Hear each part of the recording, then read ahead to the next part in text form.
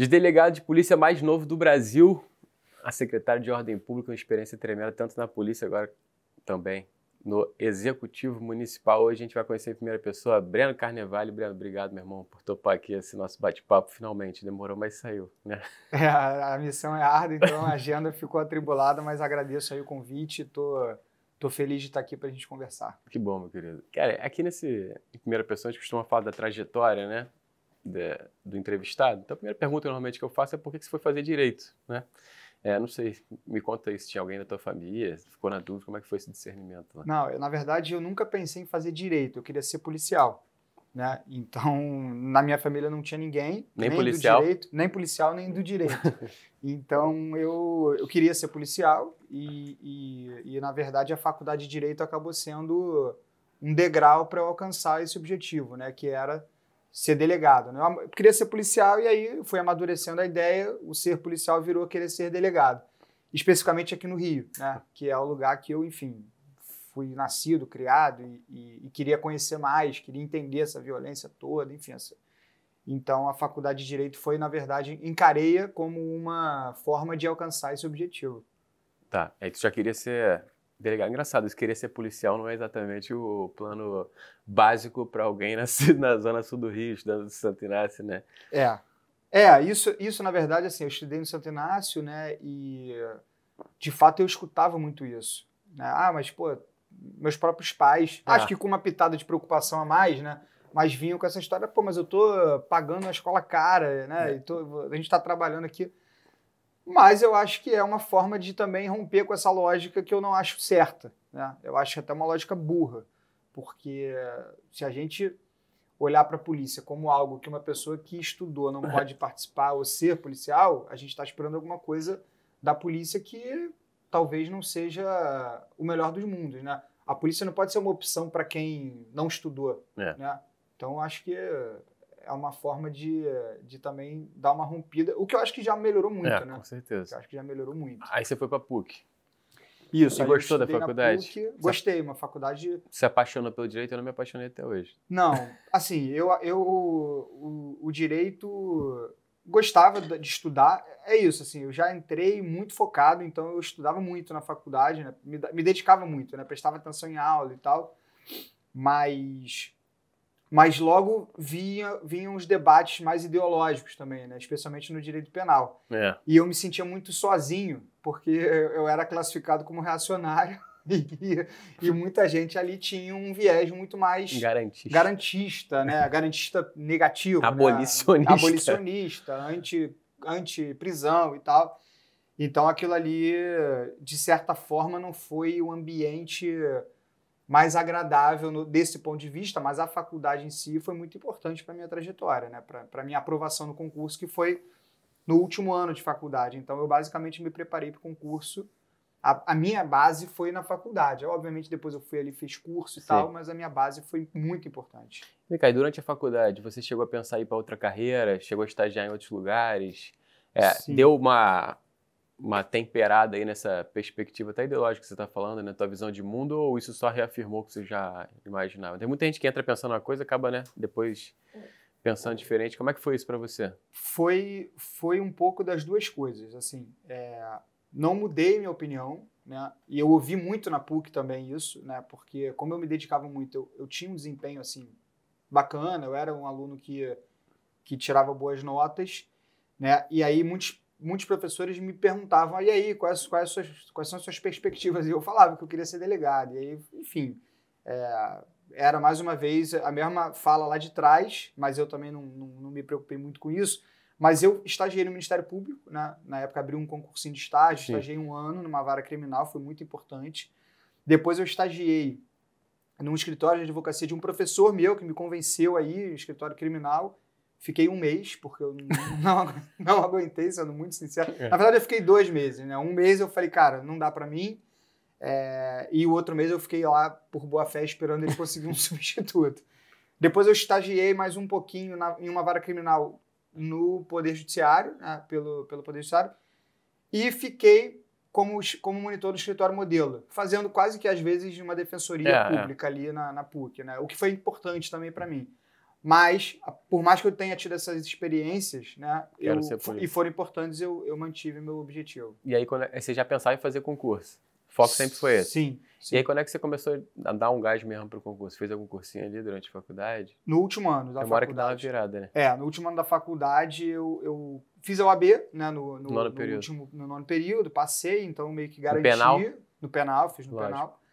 Garanti a carteira, né, para obviamente poder trabalhar no futuro, e aí fiz um concurso para inspetor de polícia. Passei e concomitantemente fiz para delegado. 2012 isso. Em 2012, exatamente. E aí, enfim, eu acabei me preparando mesmo para concurso, né? Eu juntei monografia, as últimas matérias, a OAB no último ano e um cursinho para poder começar a me preparar. Obviamente, sendo muito honesto, né, tipo, não imaginava que eu conseguiria alcançar esse objetivo tão rapidamente. Mas ali eu comecei a, de fato, colocar em prática toda a minha base, né, e expandir para poder me preparar para o concurso. O que é bom, o concurso do Rio para delegado, então, é de 10 em 10 anos, né? Acabou de ter outro, né? Exatamente. E isso me preocupava muito. Eu ficava muito preocupado porque eu via que a última vez que tinha tido concurso tinha sido em 2009. Até que não era nem tão longe, mas era sempre uma coisa do tipo, vai ter, muita não vai ter, né? Muita incerteza, né? Muita insegurança. E não me agradava a ideia de ficar estudando. Eu não ia ter condições, porque eu tinha que trabalhar. Não era uma situação para mim tranquila, né? Tanto que, assim, os estágios também faziam essas vezes para mim, né? da minha própria renda ali, para poder fazer minhas coisas. Só que eu também não queria ficar viajando por aí fazendo concurso. Né? Eu acreditava muito que eu conseguiria, mas eu também não imaginava que seria tão rápido, né? Que o concurso abriria tão rápido, enfim. Deu tudo certo. Graças e aí tu se forma já aprovado? Eu me formo e aí eu faço a prova oral logo depois. E aí depois vem aquela coisa de academia, né? Sim. E aí nesse eu já estava na de inspetor, então eu acabei fazendo 2 vezes a Cadepol, né? A de inspetor. Eu não cheguei a assumir o cargo, até porque a formatura foi junto. E aí eu emendo na academia, né? No Maracanãzinho. E aí eu emendo na de delegado, enfim. E aí eu tomo posse, enfim. E aí passei a trabalhar lá. E vem cá, e na academia já foi uma realização do caramba? Ou a polícia também, nesses primeiros momentos, te deu um choque de realidade? Não, foi uma realização porque, assim, é muito curioso, né, cara? Porque, tipo, eu queria tanto ser policial que eu vibrava muito lendo notícia. E isso, assim, quando eu era, tipo, garoto, de, tipo, 10, 11 anos. Era uma coisa, tipo, muito louca. Eram umas 2 coisas que eu era viciado. Flamengo e Fluminense e polícia. Né? Futebol, de uma forma geral, mas sim. Fluminense e polícia. Então eu sabia onde eram todas as delegacias, eu conhecia os delegados de nome, de ler notícia. Então, na Cadepol, quando eu chego na Cadepol, eu começo a ter aula com uns caras que, porra, eu conhecia de nome, que eu nunca tinha visto, mas sim. Eu conhecia os nomes, né? Então, para mim, pertencer àquilo ali foi muito importante, assim, eu me senti muito realizado, né? Tipo, eu na turma, tinham colegas que já eram policiais. Então também era uma troca muito grande, né? Tipo, enfim, no final das contas eu estava pertencendo a algo que eu sempre quis muito, né? Então foi muito... E assim, fora o nível dos conhecimentos, né? De professores lá, de pessoas que trazem experiências diferentes, de outras áreas de conhecimento para a polícia. Enfim, foi muito interessante. É claro que tenho minhas críticas, né, a alguns formatos de academia. Acho que poderíamos investir mais na preparação. Eu acho que conversava até ontem isso, né, com um policial que trabalha comigo. Eu acho que não faz sentido a pessoa estudar para delegado e chegar na academia e ter aula de constitucional, de direito penal. Acho que o cara tem que ter aula de polícia. E não tem tanta, né? Não tem operacional, tanta. Então, muito pouco. E às vezes não é nem operacional, é tipo assim, cara, delegacia como é que funciona desse jeito, né? Dia a dia, como é que você faz para conversar, enfim, coisas do dia a dia que eu acho que poderiam ser melhor. Mas acho que isso é um pecado em geral de todos os cursos de formação, sabia? Eu acho que falta talvez analisar isso. Acho que pegam lá uma metodologia. É como você falou. E na academia, então, né, que é a etapa do concurso, também demora mais, porque são 6 meses? 6 meses, é uma etapa. Então, assim, você não pode errar ali, porque você tá ali na última fase, no último quilômetro da tua maratona, não vai tropeçar. Então, assim, Mas, enfim. Mas aí você sai da academia e vai pra onde? Aí eu fui pra 19ª DP, na Tijuca. Plantonista. Plantonista. Primeiro plantão em dezembro ali, 30 de dezembro. E aí? Tranquilo. Tranquilo assim, porque, cara, eu acho que parece maluquice que eu vou falar, mas isso tem alguns fundamentos que eu aprendo, inclusive até com o Gilvan, que é esse policial que tá aqui me acompanhando, enfim, que trabalha comigo, que é psicólogo criminal, e tem alguns fundamentos muito importantes. Então, eu já me sentia policial antes de ser policial. Uhum. Então, assim, parece meio maluquice, mas assim, eu me sentia policial com 10 anos na minha cabeça, né? Eu vivia na minha cabeça como se eu fosse policial. Então, assim, para mim era muito natural chegar numa delegacia e ser delegado. É óbvio. Eu com 22 para 23 anos. Né? Você vai chegar numa delegacia de polícia com um comissário lá para você trabalhar. O cara tem só da minha idade ele tem de polícia. Então é óbvio que você tem que saber chegar, você tem que ter a humildade de saber o que o cara tem para te ensinar. Mas como é que por que eu estou dando essa introdução de como eu me sentia? Por quê? Quando eu chego, eu acho que fica muito nítido que eu não caí ali de paraquedas. Que eu não era só um cara que passei no concurso. Que acontece muito também, né? Acontece muito e tudo bem, o cara passou no concurso. E também consegue trabalhar, tem vários consegue perfis, trabalhar. né? Mas eu acho que... É diferente. Mas eu acho pra que isso... equipe, pra ambiente. Eu acho que é diferente. Pro cara que é policial há muita muito gente tempo... apanha muito, né? Acho que o cara que é policial há muito tempo, ele quer um cara ali que queira estar ali, né? Que quer ser polícia, enfim, é como eu senti. E eu entrei com uma turma nova também de inspetor. Então, assim, no meu segundo plantão, eu lembro que a gente pegou um caso de tentativa de feminicídio em frente ao Shopping Tijuca, de um lutador. Aí no próprio plantão, eu pedi a temporária, consegui a temporária, a gente conseguiu prender o cara, fugido, né? Então, assim, já comecei vivendo bem essa dinâmica, entendeu? E quanto tempo você fica lá Aí eu fico na Tijuca 2, 3 meses, porque o meu titular da época, o Dr. Roberto, foi transferido para o Catete e pediu você foi com ele? Pediu para que eu acompanhasse como plantonista também. Aí fico no Catete 1 mês, uma experiência também interessante, porque era mês de carnaval. E aí você tinha aquele bloco ali no aterro, então assim, festival de... Aí você descobre que o cara, por exemplo, ele leva para o bloco o cartão dele de CPF, a identidade, o título de eleitor que ele não precisa levar nem para votar, mas ele no bloco ele leva, entendeu? Aí ele vai para a delegacia para fazer o registro de furto dessa porra toda, enfim. Mas assim, muito interessante também. Você já vê uma diferença de realidade, por mais que não seja tanta, mas vê. E aí a 9ª DP é interditada por uma questão de defesa civil. Verdade. E a central de flagrante passa para a 10ª, em Botafogo. E eu, como era plantonista de flagrante, fui para a 10ª, onde eu fiquei até agosto de 2013. Quando, então, eu recebi um convite. Na verdade, não foi bem um convite, né? Eu precisei... Enfim, tinha que entrar um outro colega na delegacia para o plantão. Você tinha que sair? Eu tinha que sair. Pra aí me ofereceram 2 opções. Ou o Leblon, na 14ª, para continuar fazendo plantão, ou a DHBF, que é o homicídio da Baixada. Você escolheu a DHBF? Não, mas imediatamente. Eu me lembro que eu estava indo para a minha pós-graduação no aterro. Ficou na dúvida. Na hora eu atendi minha titular, falei, doutora, quero ir para DH, enfim. E foi a melhor coisa que eu fiz na minha carreira policial. Porque, cara, primeiro que homicídios é uma experiência inigualável. Você investigar homicídio é um negócio pelo qual eu sou apaixonado até hoje. Então, assim, passaria a vida inteira fazendo isso. Estou satisfeito lá, o prefeito não fica chateado comigo, não. Mas, assim, é uma investigação que apaixona porque você está lidando com o ser humano de uma forma geral, né? Tanto o autor, a vítima, tudo que envolve. Depois que a Baixada, para mim, teve uma importância muito grande, porque, e aí também lá de trás, umas coisas de infância, né? Eu me lembro que o caso que me impactou de falar, cara, que porra de mundo é esse? Que me despertou, talvez. É anterior a isso a minha vontade de ser policial. Tá? Mas o caso que me chamou muita atenção e que me marcou foi o do ônibus 174, em 2000. Foi 12 de junho de 2000. Eu lembro, cara. Eu assisti documentário disso. Teve um filme depois. O documentário é muito bom. Eu vi o documentário. O documentário é muito bom. O outro eu não assisti. Eu vi no ensino médio isso. Isso. E aí, assim, cara, aquilo ali pra mim foi uma trama que envolvia muita coisa E uma das coisas que sempre me incomodou muito foi a questão da desigualdade social muito grande, muito avassaladora.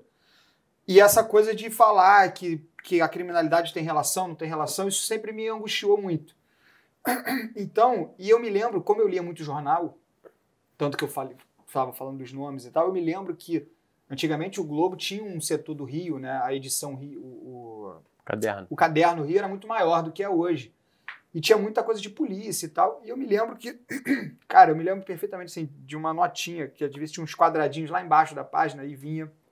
E eu me lembro perfeitamente de ter visto assim, 5 jovens mortos na Baixada Fluminense. Aí eu fui ler a descrição da notícia, eram 5 garotos que tinham sido mortos na saída da Via Show, em São João de Meriti. E a notícia era assim, foda-se, era isso. Tipo assim, tá dada a notícia. Eu falei, caralho, meu irmão, tipo assim, que porra de maluquice é essa?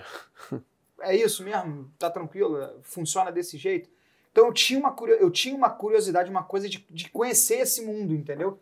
E, cara, de fato é uma situação muito interessante. E aí, obviamente, né? Eu vou para Homicídios da Baixada com 23 para 24, plantonista. Conhecendo a equipe que eu tava lá.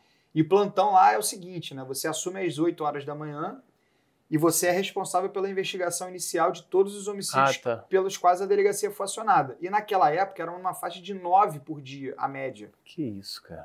E a Baixada, os 13 municípios da Baixada. Então a gente... A unidade acho que deveria ter outra DH? Ou é melhor concentrar assim? Que aparentemente é uma coisa meio irrealizável, né? Eu acho que é uma questão de recurso, né? Assim, o mundo ideal, na minha opinião, é que eu tivesse em cada delegacia uma estrutura de DH para eu poder investigar os homicídios, né? Em cada município eu não sei se seria possível, mas eu acho que deveria pensar-se, né? Agora é isso, vai entrar em orçamento, em recurso. Hoje no executivo eu consigo ter uma dimensão muito maior das dificuldades que é você implementar uma política pública dessa. Agora, de fato a gente ficava em Belfor Roxo e pegava homicídios de Belfor Roxo, São João de Meriti até Guapimirim, que é a Baixada Fluminense, até Piabetá. Então às vezes você estava em Belfor Roxo, você saía para ir para Caxias, não necessariamente no centro, né? Aquelas regiões mais em Bariê. Isso. Aí você é acionado para ir para Queimados, aí de Queimados você volta para Imbariê e com a mesma equipe. Então, assim, isso te dá uma capacidade de resolver crise, de tomar decisão imediata. E assim, eu sempre zelei muito pela investigação inicial, porque você sabe muito bem que isso é fundamental. Tanto para acusação quanto para, acho que para a verdade, que é o nosso objetivo. Para a verdade, exatamente. Né? Então, assim, eu sempre fui muito, muito combatente nisso, de tipo, cara, testemunha que tá lá, eu vou ouvir, nem que eu vá para a delegacia da área, para não precisar a pessoa ir para DH, eu vou pegar as imagens que eu tiver como opção, enfim, não deixar tudo para depois, porque infelizmente se perde mesmo. Se perde, as pessoas depois não falam, enfim, tem uma série de questões. Então lá, para mim, foi onde eu me desenvolvi como delegado, eu acho, né, na Baixada, porque eu fiquei 1 ano plantão e depois eu virei assistente durante 1 ano. E aí era trabalho todo dia, a gente prendia muito, assim. Prendia no sentido de elucidava, né? Elucidava muitos crimes, conseguimos muitas prisões temporárias bem fundamentadas, com prisões feitas e com vários júris em que eu fui, né, testemunha, especialmente em Caxias, que eu fiquei responsável inicialmente por Caxias, Guapimirim, Magé e Piabetá. Então você também vai criando um conhecimento sobre a região, a geopolítica do crime, infelizmente, a questão das facções. Eu peguei uma época, que foi 2014 e 15, que a milícia estava fazendo a curva de Campo Grande para Seropédica, né, que hoje está voltando, a gente está vendo lá essa guerra, né, perto da Rural, mas aquilo ali já era uma situação de Itaguaí, bairro Chaperó, Campo Lindo, enfim, uma guerra de facção, e você vai tendo experiências várias, né, de investigação. Então, assim, foi muito bom para mim, Baixada Fluminense, como aprendizado, e é um lugar ótimo para você trabalhar, muito bom. Pessoas trabalhadoras demais, entendeu? Assim, você consegue ver que a nossa população ela sofre muito com a criminalidade, né? Com a criminalidade territorializada, assim, coisas que me revoltavam muito. Revoltavam é uma palavra, mas acho que a palavra é essa, né? Você fazer um local de latrocínio no ponto de ônibus na Dutra.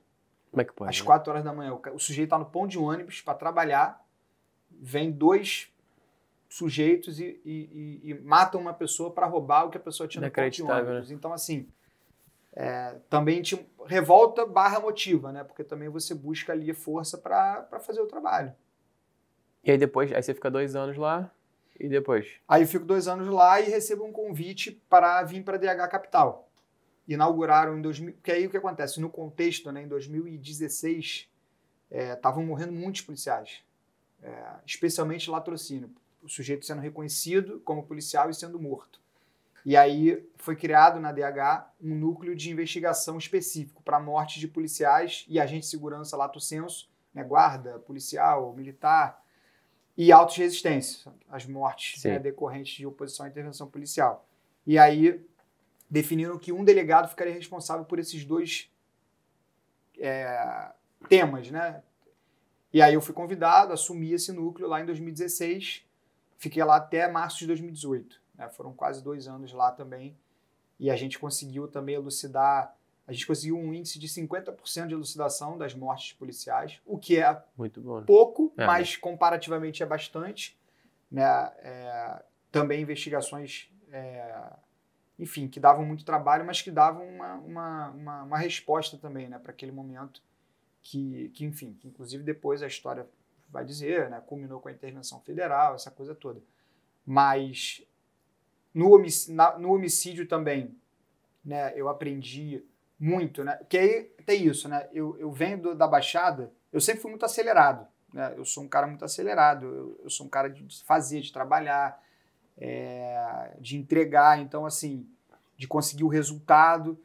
E aí, quando eu venho da Baixada para a capital, na Baixada, a gente ainda conseguia entrar em muitos lugares. Eu e mais 2, 3 policiais. Eu conseguia, por exemplo, cumprir um mandado de prisão, cumprir um mandado de busca e apreensão, às vezes ia até atrás de uma situação e ir passeando, entre aspas, por lá para entrar. Mesmo que fosse uma favela, que em tese sofresse influência de crime organizado, mas eu ainda conseguia entrar com 2, 3 fuzis, eu ia e fazia o trabalho. Prendia e tal. Na capital, quando eu venho para a capital, já é uma situação muito diferente. Né? Isso eu estou falando de 2016 para 2017. Então, assim, aí a gente tinha informação, tinha mandado de prisão e, cara, e a gente não conseguia cumprir. Pô, o cara tá no Gogó da Emo, o cara tá não sei aonde. Cara, e aí aquilo ali foi me dando uma...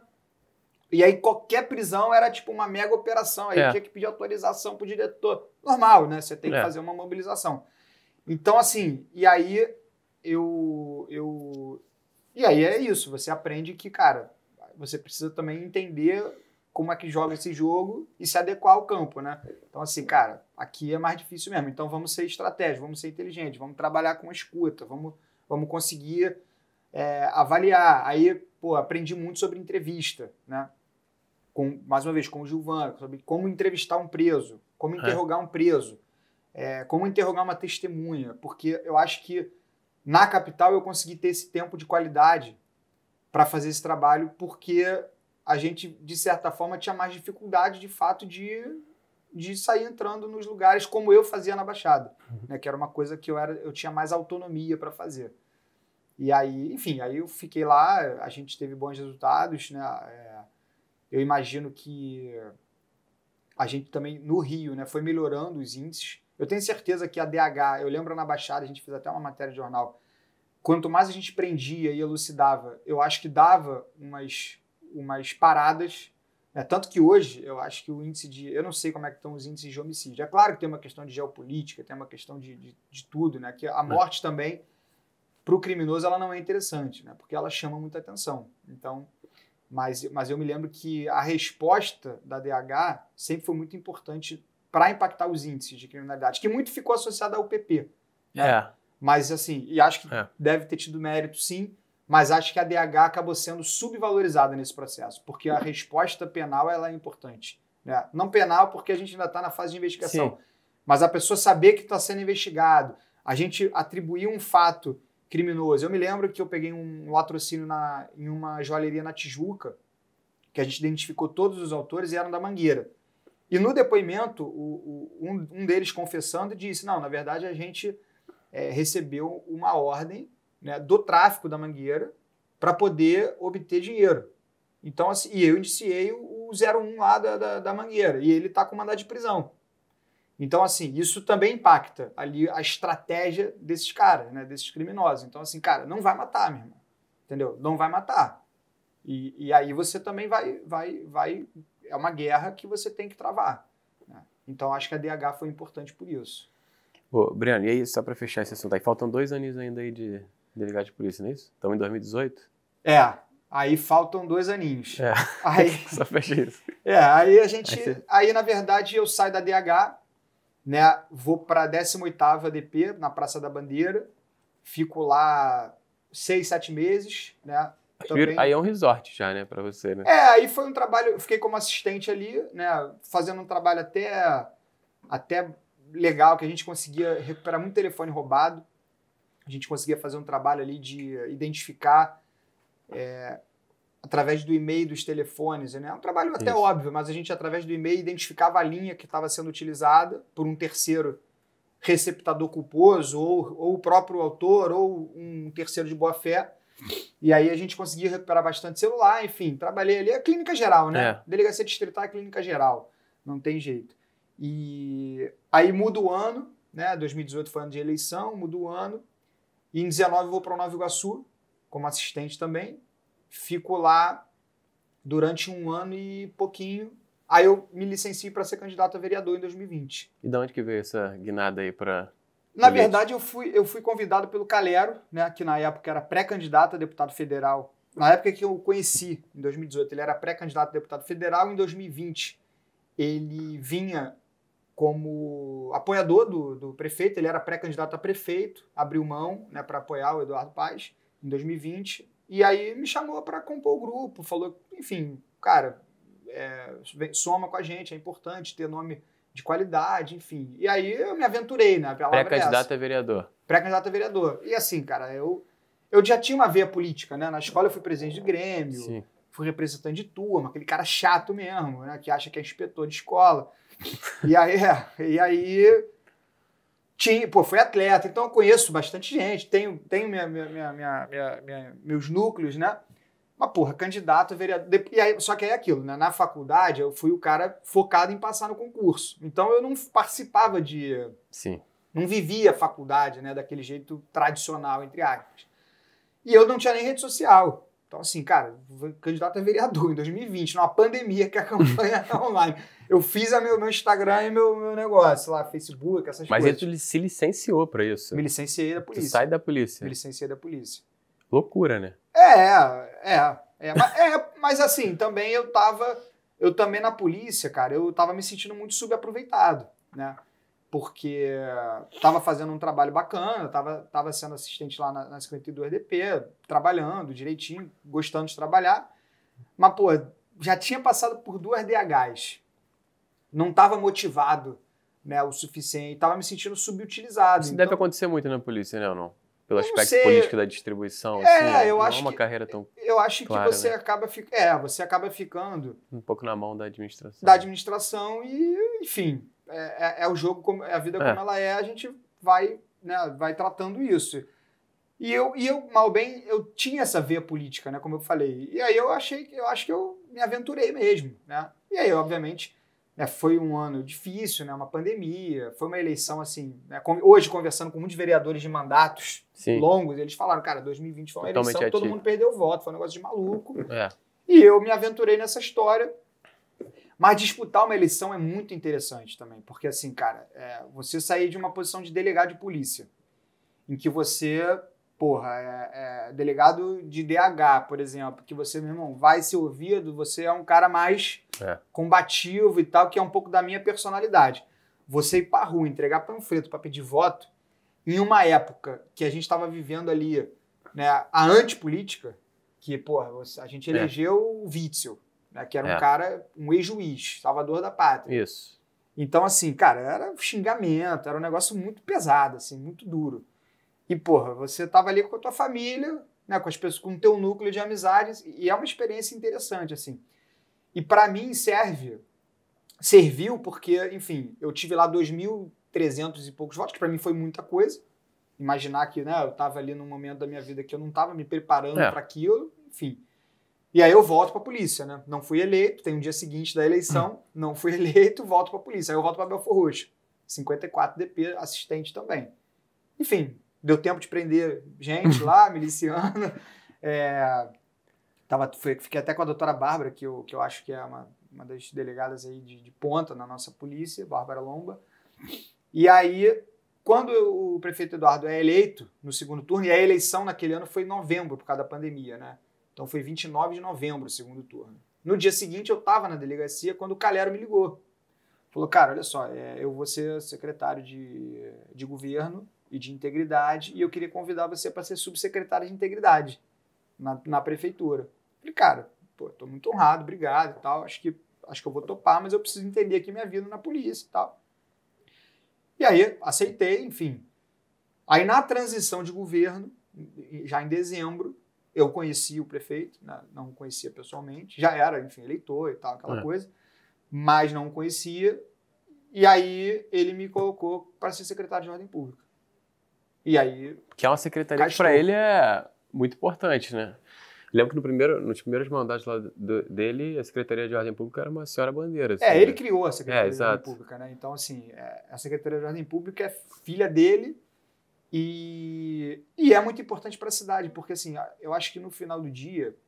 Pô, um trabalho que aparece muito também, né? A gente acaba precisando trabalhar em muitas frentes, né? Hoje eu tenho lá, sob minha responsabilidade, mais de 20 órgãos, com assuntos diversos. De tudo, né? De tudo. Então a gente está falando desde organizar a cidade com relação ao ambulante, organizar a cidade com relação ao estabelecimento comercial, transporte alternativo, BRT, feira, perturbação do sossego, a Guarda Municipal, que é um mundo à parte, mas tem uma vinculação estratégica com a CEOP, que tem a Ronda Maria da Penha, todas as funções de guarda. A gente tem reboque, organizar trânsito. A gente tem uma área muito forte de demolição, de construção irregular, para ordenar a cidade. A gente criou o BRT Seguro, né, que não existia, que hoje é um programa de primeiro mundo para a segurança do BRT. Que estava muito abandonado. Muito abandonado. Foi um negócio assim, assustador que fizeram nesse interregno aí, né, sem entrar na questão política, mas é o que a gente viu. Que a população sente também. Sente, né? E a população que mais precisa, né? Porque Exatamente. a população que vem lá da Zona Oeste, da Zona Oeste distante, né, que é Santa Cruz, Paciência, Córdoba, subbairros, enfim, para o centro, para a região central, e o cara já vinha com ônibus ruim e ainda mais inseguro. Então hoje ele tem ônibus de qualidade e segurança.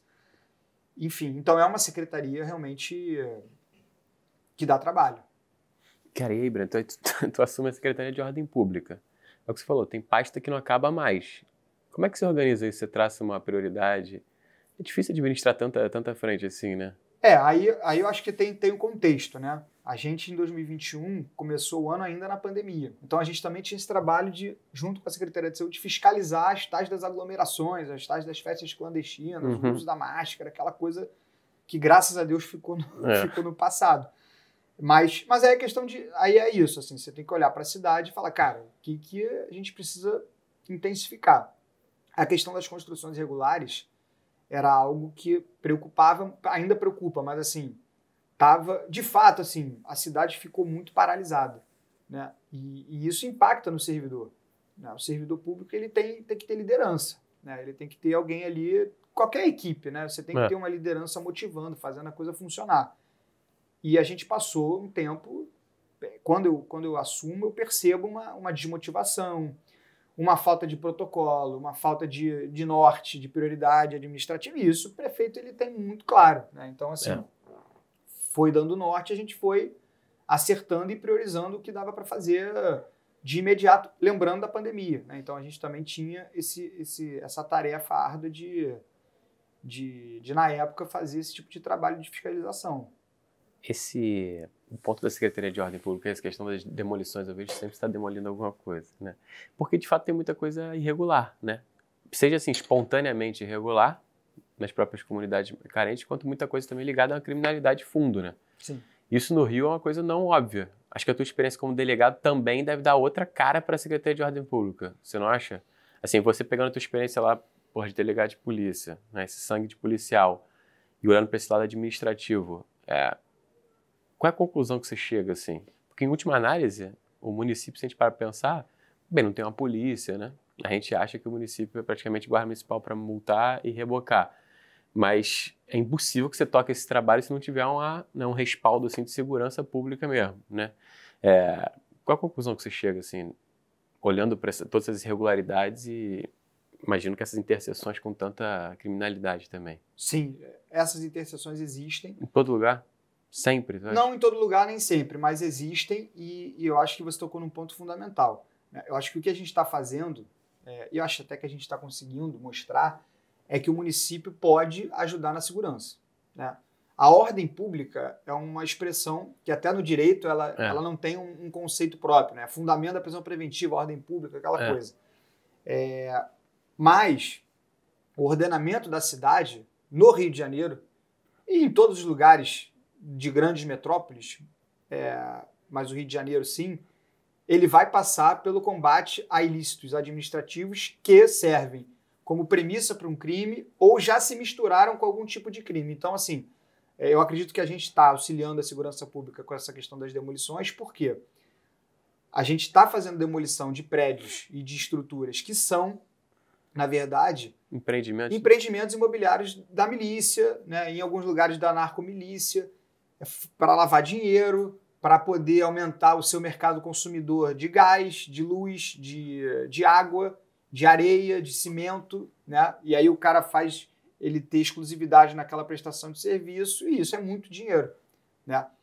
E tínhamos uma sensação de que poderia se fazer isso, né? Porque não havia essa fiscalização com tanta intensidade. Então, só para a gente trazer em números, a gente, desde janeiro de 21, a gente já fez 3.500 demolições. Né? E esse prejuízo ao crime organizado estimado em R$500 bilhão. Então, e aí, nesse caso específico, eu acho mais eficaz até do que prender o cara. Porque a organização criminosa traz como premissa... substituir. Exatamente, a reposição da peça. Então, eu vou lá, prendo o sujeito, mas o empreendimento está ali. Isso. O negócio está acontecendo. Quando eu vou quebrar, com essa decisão administrativa, eu atinjo, de fato, o pulmão daquele negócio. É uma asfixia financeira. Sim. Então, eu acho que, nesse caso, auxilia muito a segurança. Claro, tem que ter investigação criminal. Por isso, inclusive, a gente tem a parceria com o MP, com as polícias e tudo mais. Mas acho que a gente está conseguindo auxiliar. Então, de fato, o município hoje, ele não tem polícia. Ele não é para resolver a segurança pública. Mas acho que a gente está ajudando muito. O BRT Seguro é um programa municipal. Quem é que atua? A Guarda Municipal? A Guarda Municipal e policiais militares na folga pelo CEPROEX. Ah, tá. Com a gestão da CEOP. Entendi. Então a gente tem um programa municipal de Quem segurança. paga é o município? É o município. Bom demais, né? E aí a gente é bom para a polícia, é bom para o município. E a população está vendo o resultado. E a ideia é o quê? É botar um policial ali em cada estação de BRT? A gente dar um tem, reforço? A gente tem, na verdade, a gente não tem nem reforço. A gente, na verdade, cuida da segurança do BRT. Né? Então a gente tem patrulhamento nas calhas, a gente tem o patrulhamento embarcado dos agentes dentro do ônibus e a gente tem baseamento nas estações. E aí, obviamente, tem uma estratégia de alocação do efetivo, tem, enfim, informações, a gente dialoga com os batalhões, né? A gente já fez aí, desde junho de 2021, quando o programa foi criado e inaugurado, a gente já tem aí, desde que inaugurou o BRT Seguro, né, em junho de 2021, já foram aí mais de 3.200 prisões, e aí a gente está falando de furto, dano ao patrimônio público, que era muito comum. Né? Incêndio. Incêndio. Prefeito toda hora posta. Sexual. Pois é, então assim, e as multas dos caloteiros. Então você moraliza o negócio. Não, tem muito caloteiro. Muita gente achando Acabou isso? Não acabou, mas a gente está tornando a vida desse cara menos confortável. Né? Ele está sendo multado, está sendo identificado. Muitos que fazem isso, a gente vai abordar, tem mandado de prisão em aberto, a gente cumpre. Então, assim, a gente está ordenando mais braço, e trazendo né? segurança. Porque na teoria a Polícia Militar poderia fazer isso, mas acaba que é sempre o cobertor curto, né? E eu, quando você traz isso para a secretaria, você consegue pegar a galera que já estaria de folga, né? Motivo policial. Exatamente. E abre uma nova frente, né? É segurança pública isso. Eu nunca vi tanta segurança e tanta ocorrência positiva, né, com prisão, com prevenção em ônibus. Porque a gente já tinha uma malha rodoviária aqui gigante na cidade, né, e nunca vi antes. Então, assim, acho que é um programa até inspirador, né, do ponto de vista... Dá para replicar para todos os Dá para replicar para trem, para outros modais. Ônibus de rua. Para ônibus específicos, você tem lá linhas, aí tem que ter informação e inteligência. Você pega registro de ocorrência, onde tem a mancha, e, cara, vamos investir nesse negócio. Aí é o Estado, né? Aí é o governo do Estado que tem essa atribuição por conta das polícias, né? Poderia se pensar nisso, mas eu acho que o BRT Seguro é um exemplo muito bem muito bem notório aí, né, de uma resposta para a segurança. Então é isso, o município está fazendo segurança. Ô, Breno, e aí você também, esse ponto das demolições, ele é um pouco simbólico, né? Mas todo você está contrariando um monte de interesse, né, de criminalidade que estava instaurado há muito tempo também, com muita conivência, obviamente, né? Imagino que seja todo dia um sustinho à parte, não sei, que você sente muito isso, assim, ameaça indireta, é muita gente contrariada, né? Tudo bem que você já é delegado de polícia e já tem uma carcaça com isso, mas toda vez que eu vejo você indo lá demolindo um prédio, eu penso, pô, tem gente contrariada com isso aqui, né? E gente que traz voto, que certamente também interessava a muita gente, sim, né? A gente sabe que isso tudo, né, se comunica. A omissão também ela tem uma motivação política, muitas das vezes, né? Isso é um ingrediente novo, assim, né, para você olhar para esse lado político, né? Sim, novo. E, assim, eu acho que o cara que quer ser policial, que não quer contrariar interesse, ele está na profissão errada, né? Aliás, eu acho que na vida como um todo você vai contrariar interesses. A diferença é que a polícia você trabalha para contrariar interesse escuso, interesse criminoso, né? Então, quando você vai para uma área, né, de atuação diferente, como a demolição, de fato, os interesses contrariados eles ganham uma outra conotação porque você precisa entender as narrativas também que se criam, né? Então, primeira delas, né, e assim, só para frisar, né, essa história de demolição não é uma coisa do Breno, né? Isso Claro. Aí o prefeito já fazia. Em 1993, como subprefeito, ele fazia essas operações na Barra. E ele já trazia essa sensação de ordenamento. Só que naquela época, o miliciano ainda era chamado de grileiro, né? Que era o cara que trazia o pobre para usar o pobre, explorar o pobre, e fazia o mesmo modus operandi. Hoje é óbvio que o cara que vai comprar um apartamento num prédio da milícia, ele é um cara muitas vezes de boa fé, necessitado e iludido. Está comprando um negócio que nunca vai ser dele e que ainda tem risco de cair. Não só pela prefeitura, mas porque não tem segurança. Ainda tem esse risco, né? Então, assim, tanto que a demolição ela tem 3 tripés pra gente lá. Preservar a vida, asfixiar financeiramente o crime organizado e ordenar a cidade. Sim. Então, isso se refinou, né? Essa lógica da milícia se refinou. Então, é claro que hoje é muito mais visível, né, a participação criminosa, e é óbvio que quando você fala de território, você fala de voto também, que é o voto territorializado. Mas, cara, eu, na boa, assim, primeiro que já com a minha história, né, de policial, de delegado, eu acho que fica muito claro que eu não tenho 2 pesos, 2 medidas e eu não vou ceder. Né? E, assim, é claro que eu não vou ficar aqui, né, não sou super-herói, né, tenho minhas precauções, minhas cautelas, mas também não tenho muita preocupação com isso porque eu estou fazendo meu trabalho. O errado são os caras, né? Sim. Porque senão a gente começa a inverter a lógica. E graças a Deus eu tenho autonomia para trabalhar, que é fundamental. Isso é o mais importante. Acho que assim, o governo dá um recado muito claro, né, com isso. Totalmente. Não, e assim, não há que se falar em Breno trabalhando sem uma legitimidade política permitindo esse trabalho ser feito. Né? Isso aí não tenho a menor dúvida. Por isso que eu falo, né, e aí eu volto lá para a questão das eleições, a gente está com um problema agora, que são decisões judiciais liminares me proibindo de demolir certas construções. Eu ia perguntar sobre isso. Mesmo diante de laudos cravando que são construções ilegalizáveis.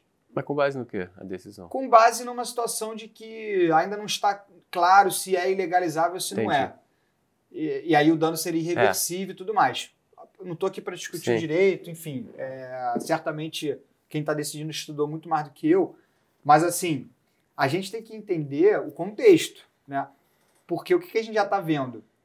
Eu ser proibido de demolir, o sujeito que é profissional disso, né? Ele começa a acelerar a obra e coloca alguém, entre aspas, para morar ali. Pronto. Aí você entra numa obra que está em fase de alvenaria, tijolo, sem fiação, e a pessoa diz que está morando ali. Então, assim, tem que ter uma noção de realidade. Né? E é óbvio, a gente tem os instrumentos, a Procuradoria, o próprio Ministério Público, a gente, né, fazendo registro de ocorrência de desobediência contra esses caras, porque a decisão judicial é para me impedir de quebrar. Isso. Não é para autorizar o cara a fazer. Não se transformou em licença para construir. Isso. Então, mas é isso. Aí você tem que lidar... Vai ficando cada vez mais complexo. Mais complexo. E aí o dano irreversível é o do interesse público. Quando aquele negócio lá estiver pronto, né, com criança morando e infelizmente aconteceu uma tragédia. Então, assim, eu acho que a gente acaba, às vezes, tendo muitas decisões que são, na minha opinião, de mérito administrativo substituídas pelo judiciário. E todos isso me preocupa muito, assim. E por que eu falei da eleição? Porque, cara, no final do dia, a cidade está sendo gerida pelo cara que foi eleito. Com as suas pautas, com os seus valores administrativos, com as suas visões de cidade. Isso. Então, assim, não dá para querer substituir a visão de cidade de um líder político eleito por uma visão de cidade de qualquer outra pessoa que não foi eleita, né? Então, assim, e aí no executivo você consegue ver isso de muito perto, né? Às vezes na polícia você sofre as consequências disso, mas você não está compreendendo. Você acha que é só falta de vontade política, né? Você não compreende as dificuldades que tem ali, né? Os embaraços que às vezes você sofre administrativos, a questão da burocracia.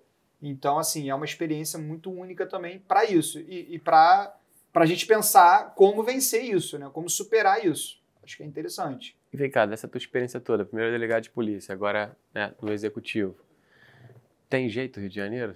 Tem. Segurança pública, você vê que isso é possível. Tem e olhando para a escassez de recursos que a gente está conversando, você acha que tem jeito? Eu acho que dá para evoluir, dá para ir para frente? Eu acho que tem jeito, é claro, né? A gente tem problemas aqui sérios. Se a gente for olhar os índices criminais, né? Nós, por exemplo, capital Rio de Janeiro, a gente não é das mais violentas. Então, assim, primeiro por uma questão... Mas tem um mito, né, em torno do Rio de Janeiro. É uma narrativa, o pessoal tem um medo de vir para cá. Eu acho que a gente é uma caixa de ressonância pro Brasil, pro bom e pro mal. Ninguém foi fazer o show da Madonna em Manaus, com todo respeito a Manaus. Ninguém foi fazer em Fortaleza, em Goiás, foi no Rio de Janeiro. Então, assim, isso quer dizer alguma coisa. Então, o Rio é uma caixa de ressonância. Foi a capital. Sim. É a capital cultural, né? Que, se Deus quiser, vai voltar a ser a capital financeira. Então, assim, isso pesa, né? Até porque quem aparece, quem faz sucesso, está sempre ali tomando suas porradas, né? Agora, claro, então tem isso. E depois tem uma questão de território aqui que a gente precisa resolver. Não dá, é intolerável você ter regiões da cidade que o poder público não entra. Mas dá para resolver isso? Dá para resolver porque, assim, e aí eu acho que é outro discurso perigoso também, né, que eu acho que a UPP acabou trazendo um pouco, que é a questão, a polícia entra, falta entrar o resto. Não, é o contrário. É o contrário. Uhum. Hoje você vai em várias favelas, você tem posto de saúde municipal, escola municipal, funciona, creche, a Conlurb faz coleta, você tem rede de esgoto, a Rio Luz vai lá. Só que você tem um vagabundo de fuzil lá para proibir, dizer o que pode, o que não pode. Então, assim, e aí tem questão legislativa, na minha opinião. Né? Na boa, não dá pro cara sair na rua com uma arma, roubar os outros, ser condenado a 7 anos de reclusão e ficar um ano. Não dá. É um negócio que, assim, o que a gente está esperando desse negócio? E aí não é deixar o cara preso para sempre, não, mas, cara, não dá. Não dá. Se você... E aí, assim, mas as prisões... tem que construir prisão, porra. Então, constrói prisão. E outra, nunca se fez isso aqui. Então, isso não vai resolver. A gente tem que aplicar dados e evidências. Isso é uma premissa de política pública hoje no mundo inteiro, os dados e evidências. Então, eu vou botar a viatura, não é onde eu quero, é onde tem uma mancha, um hotspot. Sim. Então, vamos experimentar, deixar o cara preso 7 anos quando ele rouba. Vamos ver se ele vai roubar de novo.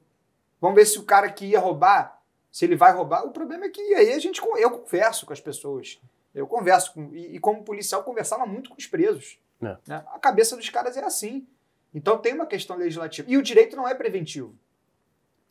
E hoje, assim, eu sei que você é defensor, mas processualmente falando, né? Eu acho que, cara, hoje a gente tem, por exemplo, a polícia, para ela agir, e eu entendo toda a questão do Estado. Cada vez mais interrogações. Muita insegurança pra polícia. E aí cobram prevenção, mas você não pode ser preventivo na segurança pública. Porque se eu faço uma abordagem, eu preciso justificar a minha abordagem. Até aí, beleza. E aí a minha fundada suspeita estão buscando critérios cada vez mais objetivos, que são impossíveis, porque o ser humano é subjetivo, o crime é subjetivo. Então, cara, o direito não é preventivo.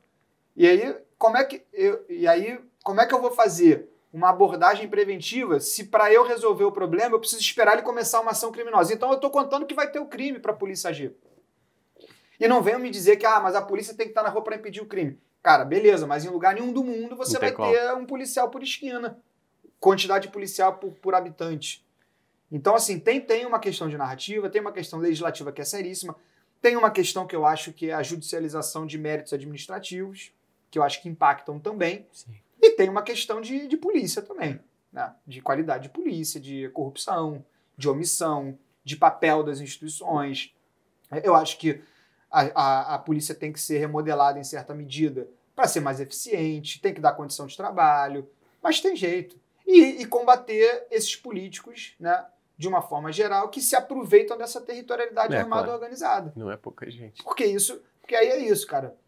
Pô, eu li isso, agora eu vou ficar devendo a fonte, mas eu li uma crítica que eu achei super razoável. Todo ano de eleição vem lá, e com toda razão, as instâncias eleitorais para tomar medidas combatendo o abuso do voto, a questão... Cara, mas isso tem que ser a vida inteira.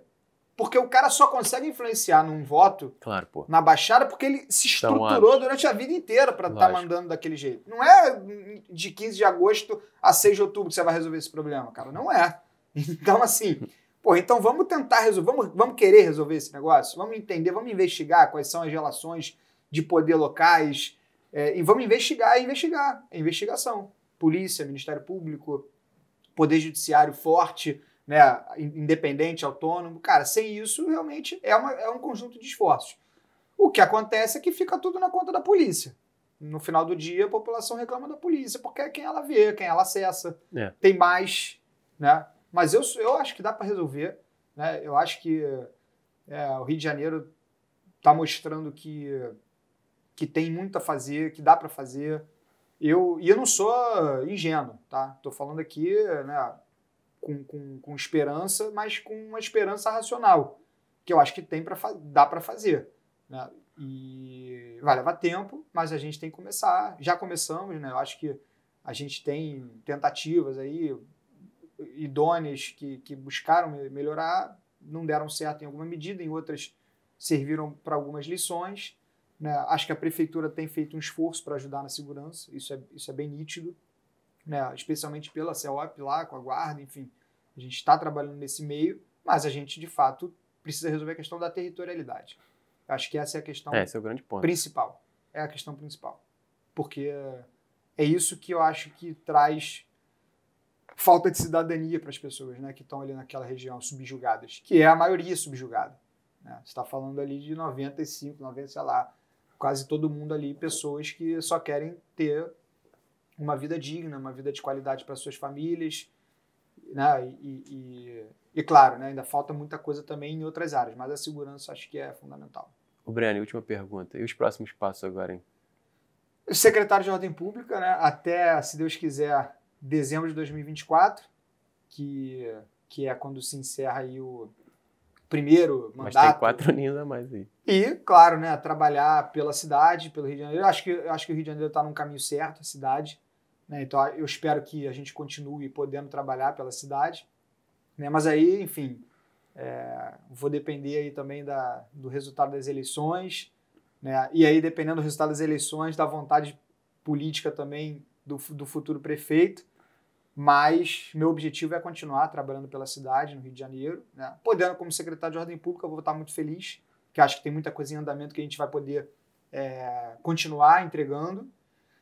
E, enfim, no ruim de tudo, tem a minha casa, que é a polícia, e lá também estarei pronto para ajudar a cidade, para ajudar o Estado, enfim, fazer o que eu sei fazer de melhor, que é trabalhar. Breno, obrigado, meu amigo, pelo bate-papo aqui, por uma aula, né, de segurança pública e de administração. Pessoal, esse aí foi Breno Carnevale em primeira pessoa. Até a próxima.